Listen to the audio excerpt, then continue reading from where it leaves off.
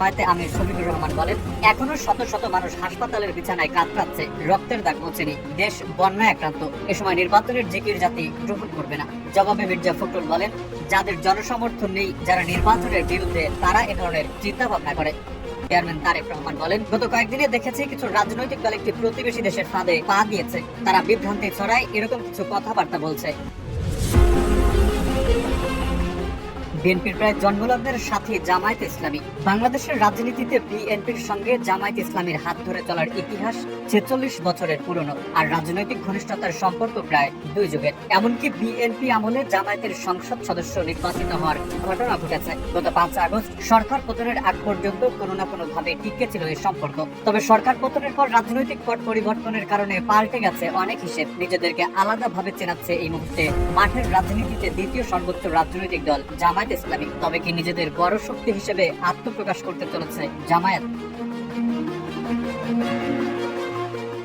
টানা ১৫ বছর প্রবল বিক্রমে ক্ষমতায় থাকা আওয়ামী লীগ ৫ আগস্টের পর থেকে মাঠের রাজনীতিতে কার্যত অনুপস্থিত, নেই কোনো কর্মকাণ্ড, যেন হারিয়ে গেছে বহু বছর আগে।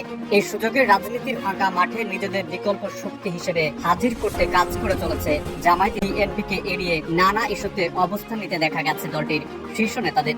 দিন যত যাচ্ছে বিএনপির সঙ্গে জামায়াতের দূরত্ব ততই বাড়ছে। বিএনপিকেও দূরত্ব ঘটানোর চিন্তা বাদ দিয়ে এগিয়ে যেতে দেখা যাচ্ছে অন্যান্য দল নিয়ে। এমনকি বিএনপির সর্বশেষ স্থায়ী কমিটির বৈঠকেও জামায়াতে ইসলামীকে নিয়ে আলোচনা করেছেন দলটির নীতি নির্ধারকরা। নেতারা বলছেন, জামায়াত বিএনপির কৌশলগত মিত্র ছিল। জোট বিলুপ্ত হওয়ার পর সরকার পতনের যুগপৎ আন্দোলনেও জামায়াত বিএনপির সঙ্গে ছিল। হাসিনার পতন হয়েছে, জামায়াত ও বিএনপির রাজনীতি এখন এক নয়। একটা রাজনৈতিক দলের সঙ্গে আরেকটা রাজনৈতিক দলের যে সম্পর্ক থাকে, ঠিক তেমনই এখন দল দুটির সম্পর্ক।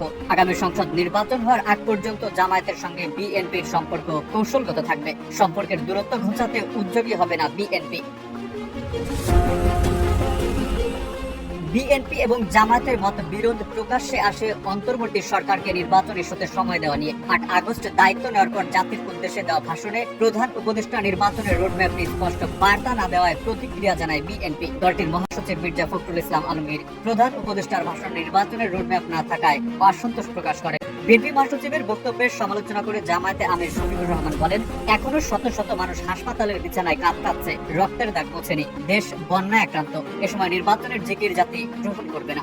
জবাবে মির্জা ফখরুল বলেন, যাদের জনসমর্থন নেই, যারা নির্বাচনের বিরুদ্ধে, তারা এ ধরনের চিন্তা ভাবনা করে।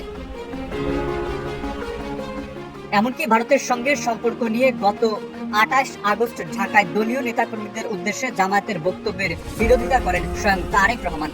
জামায়াতের আমির নেতাকর্মীদের বলেছিলেন, আমরা সবার সঙ্গে বন্ধুত্ব চাই, প্রতিবেশী বদলানো যায় না, আপনারা বদলানোর চিন্তা করেন কেন? এই বক্তব্যে তীব্র অসন্তোষ প্রকাশ করে বিএনপি। সেপ্টেম্বরের সাতক্ষীরায় বিএনপি আয়োজিত এক অনুষ্ঠানে অনলাইনে যুক্ত হয়ে দলটির ভারপ্রাপ্ত চেয়ারম্যান তারেক রহমান বলেন, গত কয়েকদিনে দেখেছি কিছু রাজনৈতিক দল একটি প্রতিবেশী দেশের ফাঁদে পা দিয়েছে। তারা বিভ্রান্তি ছড়ায়, এরকম কিছু কথাবার্তা বলছে। বিএনপি নেতাকর্মীদের সজাগ থাকার আহ্বান জানাই। এদিকে বিএনপির স্থায়ী কমিটির সদস্য গয়েশ্বর চন্দ্র রায় জামায়াত সম্পর্কে জানতে চাইলে বলেন, জামায়াত প্রায় ২ যুগের জোট সঙ্গী। তারা নির্যাতিত নিঃসন্দেহে, তবে তারা এদেশ স্বাধীন করেনি, আমরা করেছি। তারা যদি মনে করে রাজনীতির মাঠে একচ্ছত্র আধিপত্য করবে, তারা তা করতেই পারে। আমরা আমাদের রাজনীতি করব।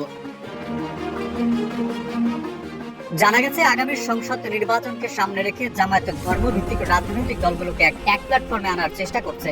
গত 18 আগস্ট জামায়াতের আমির ডাক্তার শফিকুর রহমানের নেতৃত্বে কওমি মাদ্রাসা ভিত্তিক কয়েকটি ইসলামিক দলের সঙ্গে বৈঠক হয়। অন্যদিকে বিএনপি নেতারা মনে করছেন, আগামী নির্বাচনে জামায়াতের সঙ্গে বিএনপির বনিবনা হওয়ার সম্ভাবনা কম, তাই তারা এটা ধরে নিয়েই নির্বাচনী ঐক্য করার চেষ্টা করছেন।